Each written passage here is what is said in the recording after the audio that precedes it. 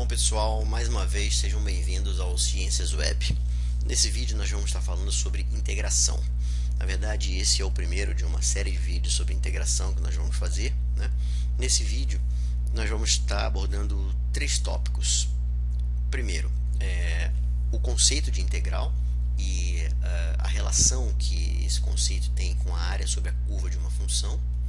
Depois falaremos sobre o teorema fundamental do cálculo e, por último, como determinar antiderivadas, né, de funções, né? Vamos começar pelo problema da área. Bom, no século XVII, os matemáticos estavam preocupados em como determinar a área sob o grafo de uma função, né? Então, o que vem a ser isso, né? Fixados dois pontos A e B no domínio de uma função, vamos pegar aqui o gráfico da função, que é essa curva, né? A função f de x, né? O problema que eles estavam tentando resolver é como determinar essa área sombreada aqui. Tá legal? Para isso, eles usaram uma metodologia, um método parecido com o que eles usaram no problema da derivação, né? Eles propuseram resolver esse problema por meio de aproximações sucessivas, né? De que maneira? Da seguinte forma: eles fizeram o seguinte: primeiro, divide-se este intervalo AB em n subintervalos, cada um deles com uma largura que vamos chamar de ΔX, né? Agora, depois, para cada um desses subintervalos, a gente pode pegar aqui o ponto central dele, né? Vamos chamar esse ponto de xk, né? Para cada um subintervalo, a gente vai ter um xk. Você vai ter o x1, o x2, o x3 e assim por diante. A cada ponto desse aqui, se nós formos lá no gráfico da função, a gente pode determinar o valor da f de xk. Se a gente prestar atenção, a gente vai ver que cada um desses retângulos que ficou definido aqui por essa subdivisão do intervalo AB, cada um desses retângulos vai ter base ΔX e altura f de xk. Portanto, cada um desses retângulos tem área dada por ΔX vezes f de xk, base vezes altura. Isso aí permitiu que os matemáticos escrevessem isso aqui, ó, essa expressão. Essa expressão diz que a área que eles queriam calcular, ela vai ser aproximadamente igual ao somatório das áreas dos retângulos, né? A área A é aproximadamente igual ao somatório, com k variando de 1 até n, de f de xk vezes ΔX. f de xk vezes ΔX é a área de cada um desses retângulos. Então, o que eles propuseram foi encontrar essa área através da soma, né, das áreas de vários retângulos. Obviamente que quando a gente escreve isso dessa forma, nós sabemos que estamos cometendo erros, né? Por quê? Porque aqui pelo gráfico vocês notam que a soma das áreas desses retângulos não é exatamente igual à área sombreada. Por quê? Em cada um dos retângulos sempre tem uma parte faltando ou sobrando, ok? Mas é uma aproximação, é uma forma de aproximar, né?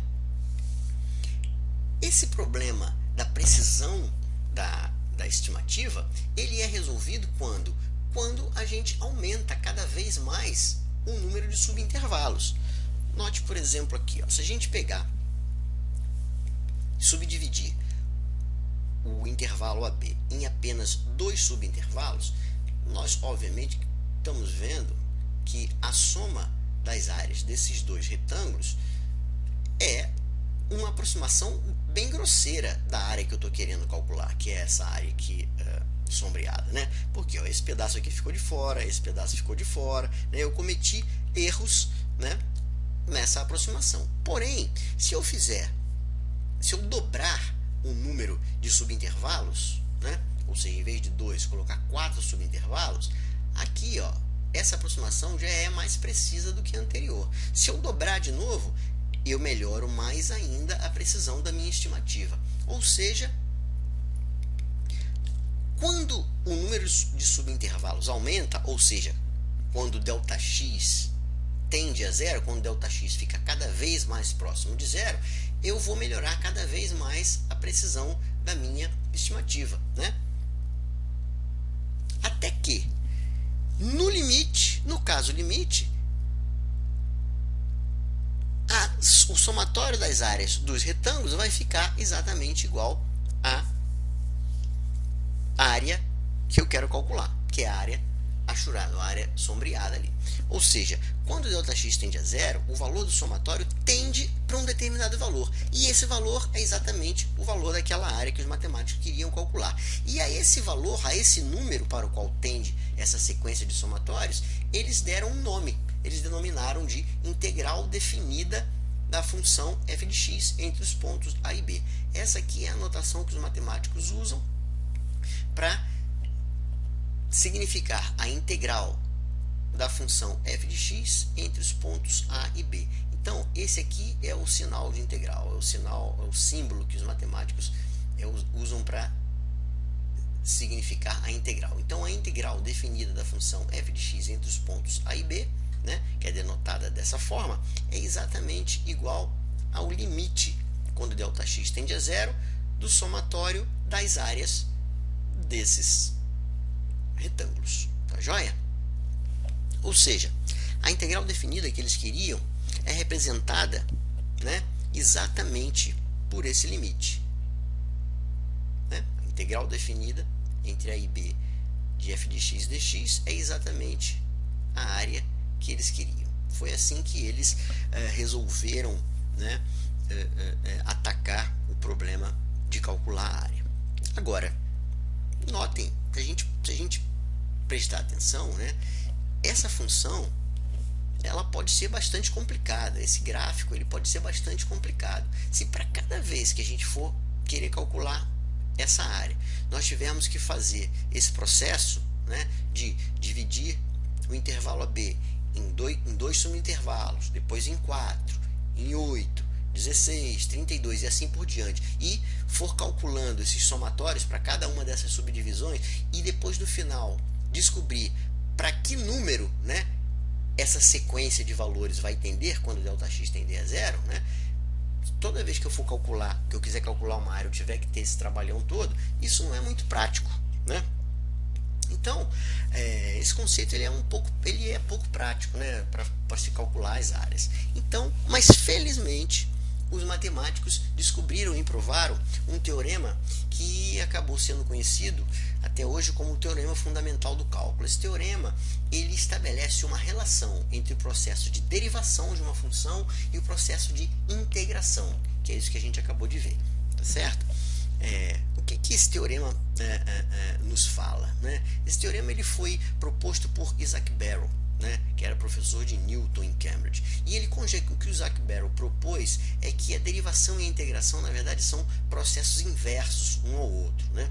Ele fez essa conjectura, né, fez essa proposição, mas ele não provou. Na verdade, coube ao próprio Newton e ao Leibniz, né, fazer a prova do teorema fundamental do cálculo, que é o que a gente vai ver aqui, certo? A aplicação do teorema fundamental do cálculo, então, vai permitir calcular a área, né, sob qualquer curva, sem a necessidade de usar esse método do limite dos somatórios. Vamos ver como é que isso vai funcionar. Bom, nós vamos dividir aí o teorema fundamental do cálculo em duas partes. A primeira parte é o seguinte: dada uma função f, né, que é aquela função que a gente quer calcular a área sob o gráfico dela, né, nós vamos, a partir dessa função, dada essa função, nós vamos definir uma outra função a partir dela. Qual? A função f grande de x, que ela vai ser definida simplesmente como a integral definida entre o ponto A e o ponto x. Ou seja, isso quer dizer que para cada ponto x no intervalo AB, a função f grande de x ela vai corresponder simplesmente à área sob o gráfico da função entre os pontos A e x. Tá? Ou seja, isso define perfeitamente a função f, porque para cada ponto x no intervalo AB,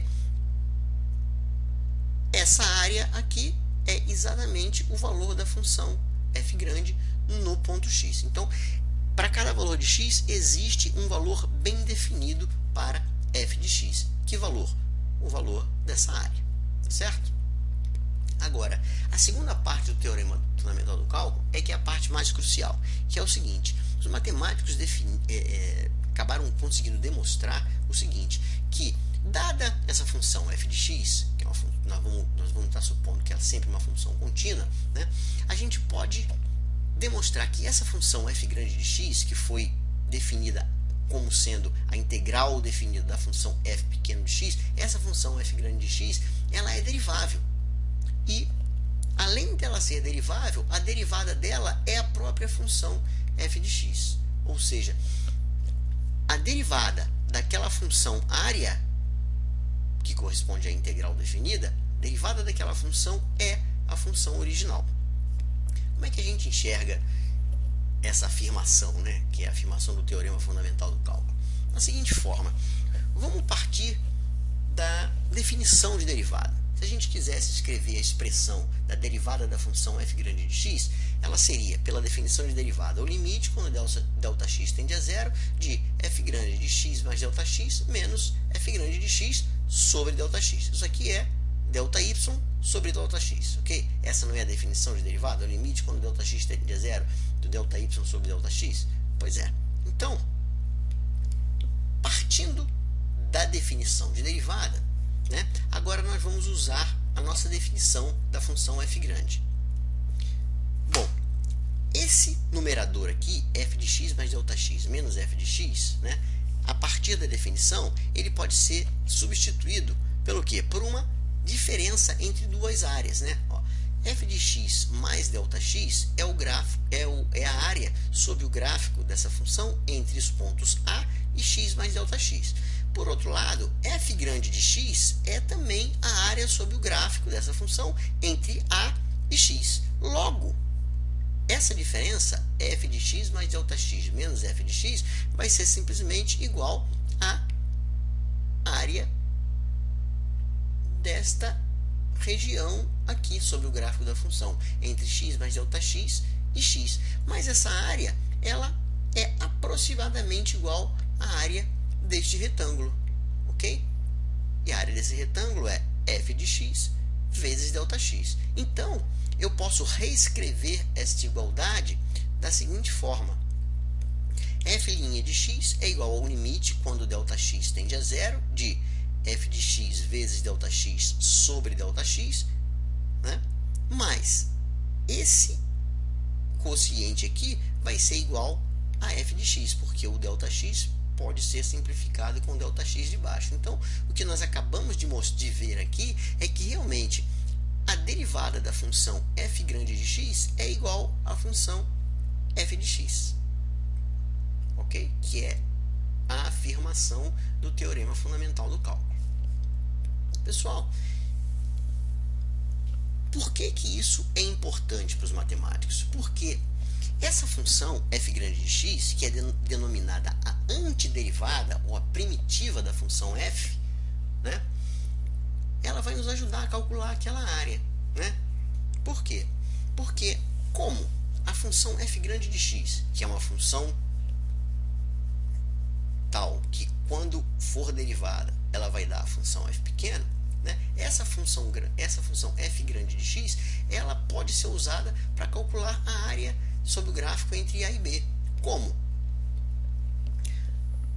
Simplesmente pela definição dela, né, a área entre a e b é a área até b menos a área até a, né? Então, isso significa que para calcular a área sob o gráfico de qualquer função f de x, basta eu achar uma antiderivada dela. Uma vez que eu achei uma antiderivada, ou seja, uma vez que eu achei uma função f grande de x tal que a derivada dela seja a f pequeno, o cálculo da área se resume a calcular a função f grande em dois pontos, no ponto B e no ponto A, e fazer essa subtração aqui. Então, pessoal, a conclusão que nós chegamos é que o teorema fundamental do cálculo nos diz é que para calcular a integral de uma função f, basta encontrarmos uma antiderivada dessa função, né, e fazer essa conta. Isso evita que nós usemos aquele processo todo de calcular o limite daqueles somatórios. Então, essa aqui é uma forma bem mais simplificada de achar a área sobre o gráfico de uma função, ok? Por exemplo, vamos pegar a função f de x igual a x e vamos supor que a gente quer calcular a área sobre o gráfico dessa função, ou seja, a gente quer calcular a área dessa região triangular aqui, ó, que vai entre o ponto 0 e o ponto 3. Bom, primeiro passo, a gente calcula uma antiderivada da f. Qual seria uma antiderivada da função f de x igual a x? Seria a função f grande de x dada por x ao quadrado sobre 2. Por quê que essa função aqui é uma antiderivada da f de x? Porque se eu derivar essa função, x ao quadrado sobre 2, eu vou obter exatamente x. Olha aqui, ó, vamos prestar atenção. Se eu derivar esse x ao quadrado, eu vou ter 2x. Mas 2x sobre 2 vai dar igual a x. Então, a função x ao quadrado sobre 2 é uma antiderivada da função f de x igual a x. Pelo teorema fundamental do cálculo, então, para calcular a área dessa região triangular aqui, basta eu usar essa expressão, ou seja, a integral definida da função f de x entre 0 e 3, ou equivalentemente a área desta região aqui, é calculada simplesmente fazendo a substituição dos dois limites de integração, o 0 e o 3, na sua antiderivada. Ou seja, se eu fizer 3 ao quadrado sobre 2 menos 0 ao quadrado sobre 2, eu vou obter essa área. Mas 3 ao quadrado sobre 2 menos 0 ao quadrado sobre 2 me dá 4,5. Porque aqui vai ficar 3 ao quadrado, que é 9, sobre 2 dá 4,5. E aqui 0 ao quadrado é 0. Ou seja, eu posso usar, uma vez que eu obtive uma antiderivada da função f de x igual a x, eu não preciso fazer mais o cálculo através daqueles somatórios. Basta eu utilizar a minha antiderivada e fazer essa conta, ok? Então, pessoal, o que a gente acabou de fazer aqui, o que a gente acabou de descobrir aqui, é que o teorema fundamental do cálculo, ele simplifica o cálculo da área sobre a curva, né? Então, o problema de calcular a área sobre o gráfico de uma função se reduz ao problema de achar uma antiderivada para aquela função. Para mim poder achar a área, basta que eu descubra uma antiderivada daquela função. Ou seja, descubra uma outra função, f grande de x, cuja derivada seja a própria função. Para fazer isso, né, nós vamos olhar mais de perto esse processo de antiderivação. Como é que nós vamos desenvolver algumas técnicas, né, para que, dada uma função f de x, eu consiga descobrir uma função f grande de x que seja uma antiderivada daquela função.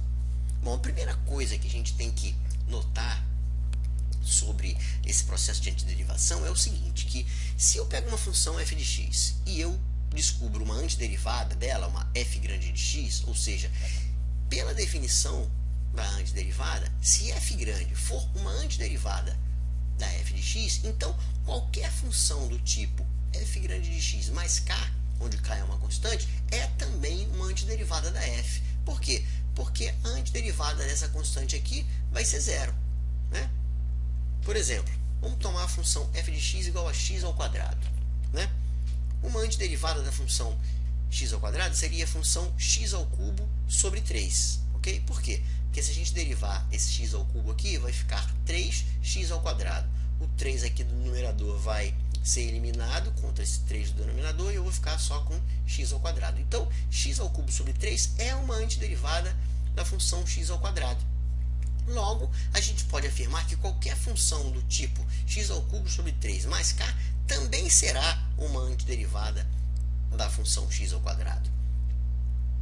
Ou seja, o que nós estamos dizendo é que, ao determinar uma antiderivada da função x ao quadrado, na verdade, nós estamos determinando ao mesmo tempo uma família de antiderivadas dela. Basta que eu acrescente, né, valores, né, de k aqui a essa antiderivada.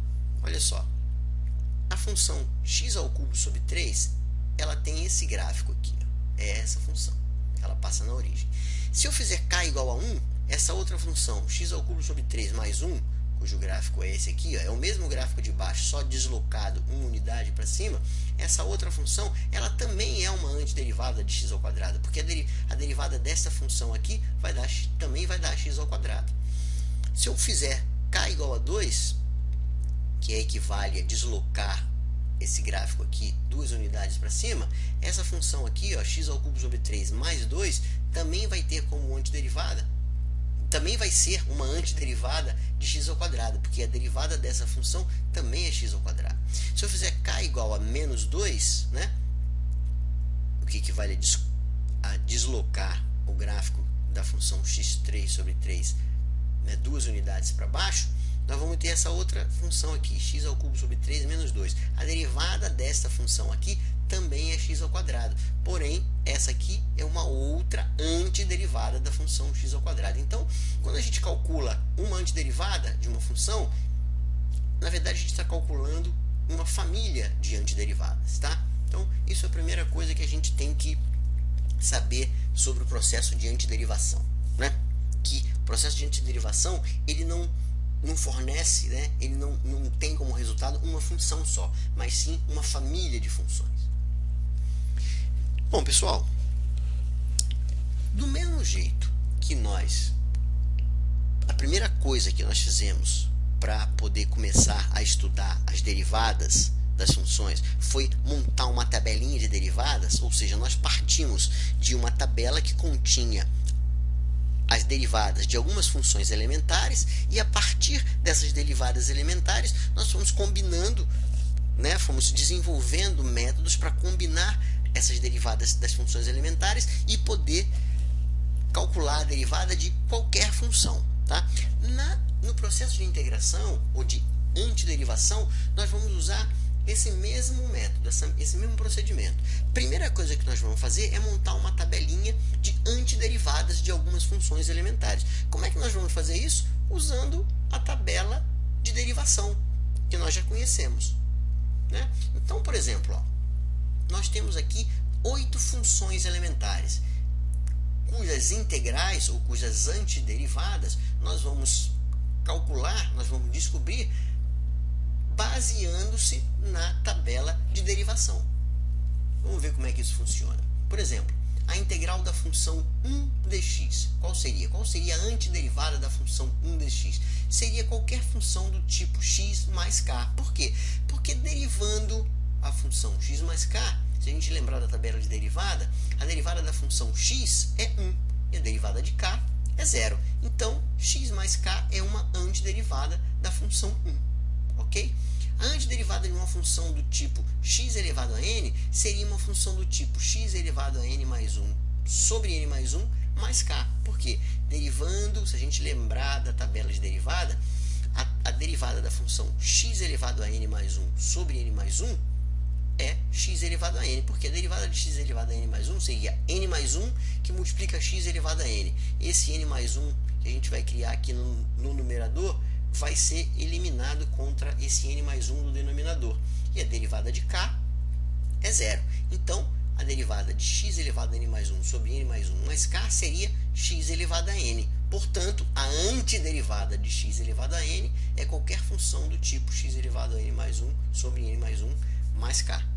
De novo, na tabela de derivadas, a gente sabe que a derivada de e elevado a x é e elevado a x. Então, a integral de e elevado a x é qualquer função do tipo e elevado a x mais k.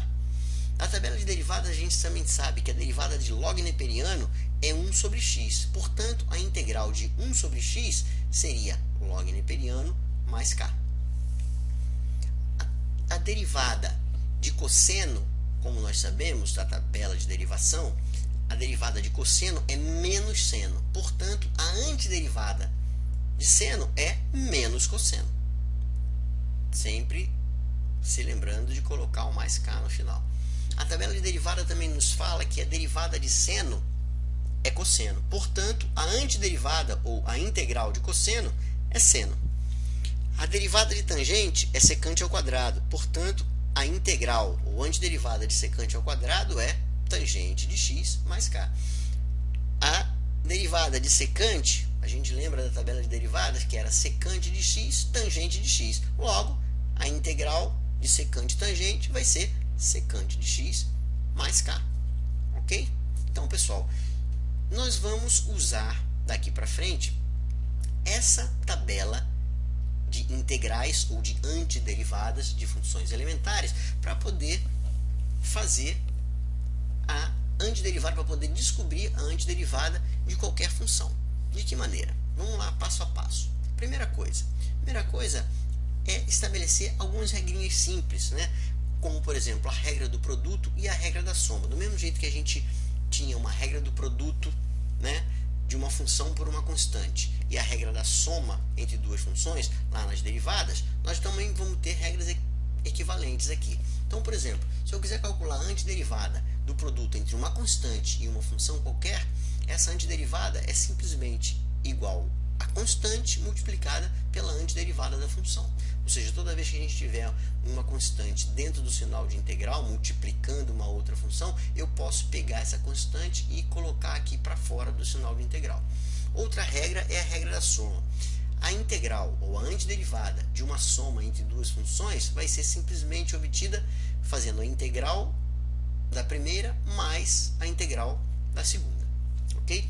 Com essas duas regrinhas, né, bem básicas, e mais a tabela de antiderivadas que a gente viu no slide anterior, a gente já pode calcular a integral de algumas funções. Por exemplo, vamos ver alguns exemplos aqui. Primeiro, vamos ver como é que a gente faria para calcular a antiderivada da função x ao quadrado mais 1. Bom, a regra 2 da tabela me diz que a integral de x elevado a n é x elevado a n mais 1 sobre n mais 1. Nesse caso aqui, a integral então de x ao quadrado ficaria x ao cubo sobre 3.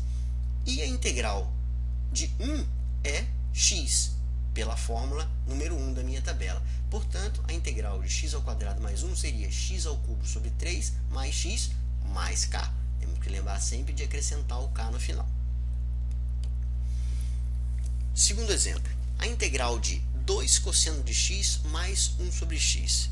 Pela tabela de derivadas, a gente pegar de integrais, das integrais elementares que a gente viu no slide anterior, a integral de cosseno de x, pela fórmula número 6, seria seno de x. E a integral de 1 sobre x seria log neperiano de x.